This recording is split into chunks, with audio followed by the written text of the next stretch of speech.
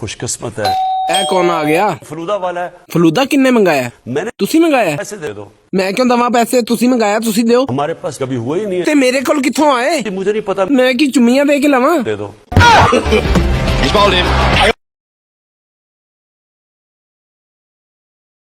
अभी आपके सामने वीडियो चलाना चाहता हूँ। ਕਿਹੜੀ ਵੀਡੀਓ ਵਹਾਣ ਲੱਗੇ ਹੋ ਖਾਨ ਸਾਹਿਬ? आप आज एंजॉय करेंगे। ਵਾਕਈ आपने एंजॉय करना है। ਦਿਖਾਓ ਫਿਰ ਵੀਡੀਓ। मैं चाहता हूँ ये जरा गौर से देखें। ਹਾਂਜੀ ਗੌਰ ਨਾਲ ਹੀ ਵੇਖਾਂਗਾ, ਤੁਸੀਂ ਵੀਡੀਓ ਤੇ ਦਿਖਾਓ। वीडियो देखें, ਦਿਖਾਓ ਫਿਰ। देखें।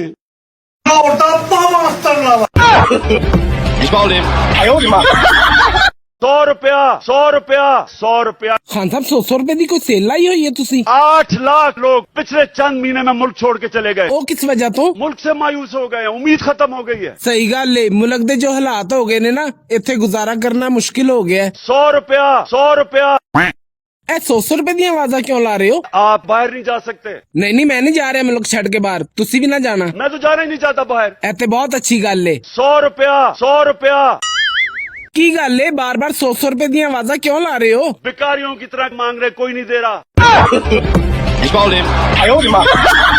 मुझे कोई फिक्र नहीं है। ਖਾਨ ਸਾਹਿਬ ਤੁਸੀਂ ਬੈਠੋ, ਮੈਂ ਆਇਆ ਜ਼ਰਾ। किधर जा रहा है? ਮਾਲਟੇ ਲੈਣ, कौन से?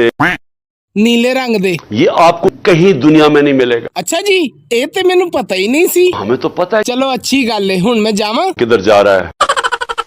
ਮਾਲਟੇ ਲੈਣ, कितने? 1 ਦਰਜਨ। कैसे? ਪੈਸਿਆਂ ਦੇ। किधर से आया पैसा? जवाब दो। सुन ही नहीं रहा। हम इंतजार कर रहे हैं।